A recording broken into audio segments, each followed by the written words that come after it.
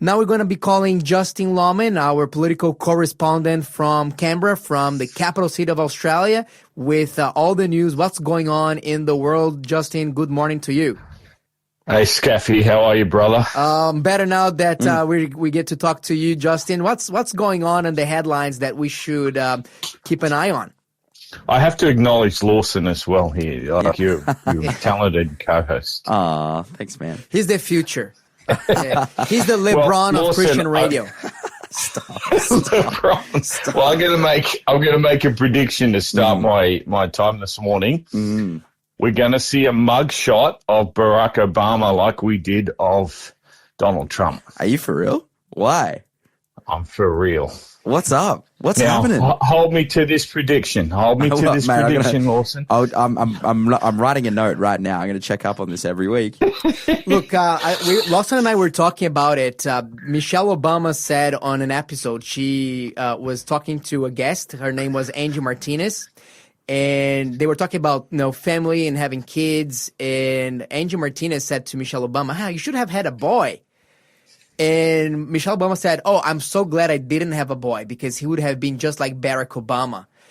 And Martinez trying to correct, she says, baby Barack, wouldn't that have been amazing? And Michelle Obama said, no, I would have felt for him. So there's something going on between these two. We don't know what it is, but these, I don't think this they is seem to be separated, but this is all quite apart from their own marriage problems. But so what's happened?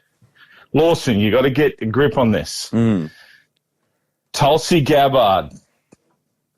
She is now the Director of National Intelligence. She was a Democratic senator. She's a Democrat from Hawaii. She's jumped ship and came over to Trump's team. She's come out in multiple interviews now. She released 100 documents on Friday implicating Barack Obama and his team. Now, when I say his team, Hillary, Biden, Rice, Brennan, Clapper, Comey, keep calling the names. The documents that she's declassified, and now they have whistleblowers as well. They have referred to the Department of Justice and the FBI. So do we know what the accusations are, the nature of the accusations, or we just know that there are accusations? The nature of the accusations is that Barack quarterbacked, he coordinated the Russia hoax investigation, manufactured evidence, and they colluded to commit treason. To overthrow the sitting president of the United States. So this is not a minor story. And Trump has been saying this stuff forever. Tulsi is not Trump. Tulsi is a very cool, calm, collected individual. She now has documents. And they've been saying for 2 weeks now they're about to appoint a special prosecutor into the Russia hoax. You can call it whatever you like. But we'll call it Russia hoax for the purpose of our interview today. That is going to go bigger than Ben-Hur because Trump has kind of got a little bit of revenge on this matter. Yes, and Trump and Barack had been rivals since forever. Yes. So that would be, look, if they can prove that Barack was behind that's, as you said, it's going to be very big. So, wow, that has a bombshell potential. Speaking of which, Donald Trump was not, it came some news. Did you see about that there was some health issues with him? Yeah, he's on aspirin apparently because of people in their 80s often have this disorder with their blood thickening, and you can see bruises on his hands apparently and different things. The doctor on the interview I listened to didn't think it was too serious, but it's very common, and they have to sort of treat it and watch it. But I see. like 20 Diet Cokes a day and McDonald's most meals. So Yes, I don't know how he survived as long as he has. Probably not the healthiest diet in the world. Probably not. Watch this space. I think in the next, and of course this is not unrelated to Epstein. Oh, okay. So do we have any news on the Jeffrey Epstein saga? Because Trump was a lot on the news with on that. There's a bit of a lot of his supporters were giving him a hard time on the implications and the fact that they were not releasing. Completely turned on him. This Jeffrey Epstein scenario is the single issue that Trump has received the most negative backlash from. Like in terms of polling, like on every other issue, you can say, oh, he's down on this, he's down on this. He's down like 82% or something in polling on this issue alone. This has been one of the biggest hits to his popular support out of any issue in either Trump term. This has been massive for him. Which have you been it would almost be political death for him if he were not to respond to his angry that it hasn't been dealt with like he promised, that they are threatening not to come out and vote in the midterms.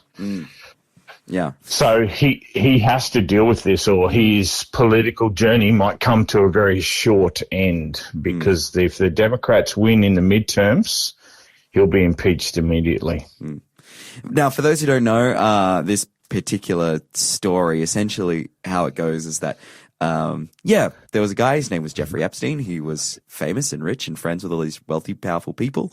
It turned out that he had like a sex trafficking operation going that included underage people. And they were like, and he went to jail for this. He died in jail. And the idea is that there was a network of people that were co-conspirators that included rich and famous people like Bill Clinton and all these different politicians and whatnot. And the idea and part of the campaign, part of the Trump MAGA 2 campaign, this Trump 2 that's happened, part of that campaign was, hey, when we get into office, we will get all the Epstein files, we'll release the quote-unquote client list, and we will expose the network of co-conspirators with Jeffrey Epstein, because Jeffrey Epstein was arrested in 2019 and mysteriously died. A lot of people are calling that in itself, mysterious, that he died in jail under suicide watch. All these different aspects coming together. It's like, yes, we will expose the network. This was the thing of rich and famous people who were involved in sex trafficking. And now Donald Trump has come out and said, there is no network. There is no client list. There's no mystery. There's nothing. It was all fake. In fact, it was a hoax invented by Obama. This was one of the responses that came out in the last week. And the voter base, it basically makes it look like the reason they're not releasing it is because it implicates Trump, who at a certain period of time was a very close friend of Jeffrey Epstein, to the point where Jeffrey Epstein, like these guys had mansions beside each other in Palm Beach, and Jeffrey Epstein was calling this guy one of his closest friends for 10 years. So during the 1980s and the 1990s, which was the time in which he was operating these sex trafficking ring illegally. So what this means is that a lot of people think this is a cover-up because it implicates Trump in the files that they have, and this is one of the biggest hits to Trump's popularity that there's ever been. His base are so angry about this that it will not go away. They will not let this go. Yeah. Because the problem is there's two levels of justice in the current US system. That the average Joe would be in jail. Ghislaine Maxwell is in jail apparently for her involvement, but there's no one else involved.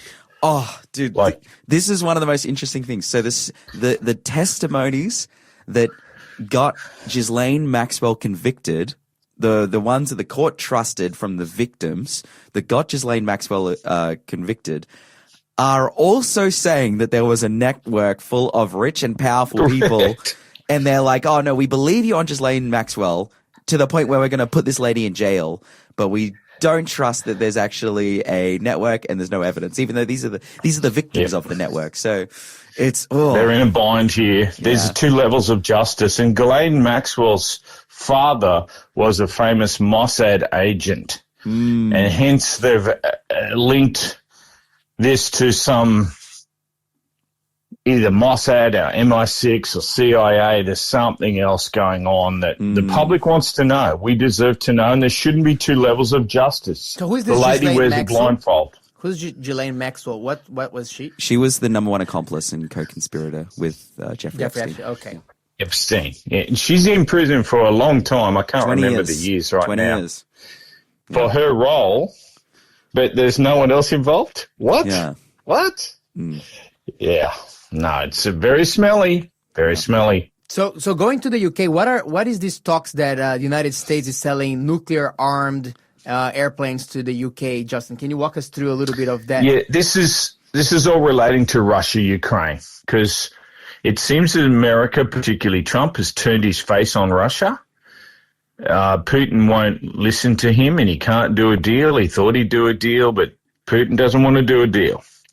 So now weapons are flowing, and the US are sending these F-35s that are built especially 100 billion each to carry nuclear weapons, and they will be based in the UK with US nuclear weapons, which is quite a step up.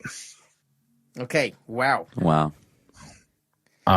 Watch this space with Russia and Ukraine, because it's getting Moscow's being drone attacked, Ukraine's being drone attacked. It just doesn't, things are not getting less. Poland is on alert because of some skirmishes there. This could easily become much worse, and it's already bad. And it came out as well, I saw just in the news, where Donald Trump had a call with Zelensky, and he would have asked Zelensky, hey, Zelensky, are you able to hit Moscow? That's right. And then Trump denies saying it, but it seems there's some truth to this. The press secretary, Karen Levitt, says, look, Donald Trump was not implying anything. He was just asking if he was capable or not. He was not asking him to do it. Innocent question. Yeah, just an innocent question. He just wanted to check, nothing else. If we give you these weapons, could you hit Moscow? Yeah. Oh, here's the weapons. Yeah. So let's pray for the people of Ukraine and Russia. They are the pawns in something here, particularly the innocent civilians, the terrible, they're seconding people to go on to fight. It's terrible, terrible. Yeah, the civilians and also the soldiers, because oftentimes these soldiers were taken to the front lines, but not of a choice of their own. They're often forced pretty much to participate on these battles, and if they could have a choice, they would just not go. So praying for them as well. Our fellow church members have been press ganged into this and have died on that front, but they had no choice. They were forced to do it. Wow. And finally, what's happening in Tasmania? Do we have an election looming over? Hey, a big shout out to my friends in Tasmania. We have a lot of great listeners in Tasmania. We do. Yes. Giles is a big time listener. I want to say hello to Giles. I always say hello to my grandkids at the same time, Lizzie and Hamish, who listen every day. Wow. Tassie elections, Jeremy, is it Rockcliffe? He was the sitting premier. They've had a minority government. The Labor government, the Labor opposition were able to get a no confidence motion passed in the government to try and bring it down. So the Premier came back and said, let's call a snap election. Yet another one in Tasmania. They've had plenty of them. Well, it turns out that Jeremy he's won a minority in a bigger numbers than he had before. So he's on top, if you can call a minority government being on top. And it is revolving around an AFL stadium.